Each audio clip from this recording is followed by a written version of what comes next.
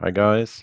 Last time I showed you how dbFlux can help you to create table APIs.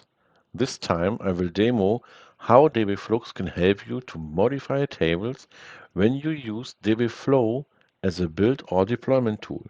If you want to build your project later on, automated by dbFlow, you always have to maintain a complete table creation script as well as the individual changes to the respective table.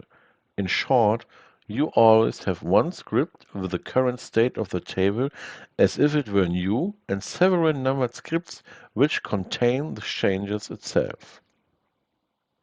In our example, I add a new column to the table. It is important that the whole thing only works if we have checked in the current state of the table script using Git. VSCode will mark the file as changed. And with the command create table DDL file, dbFlux will ask us for the table script for which it should create a change script. That's it.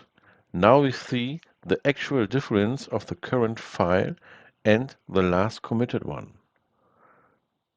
Now we can write our alter table command and execute it against the database.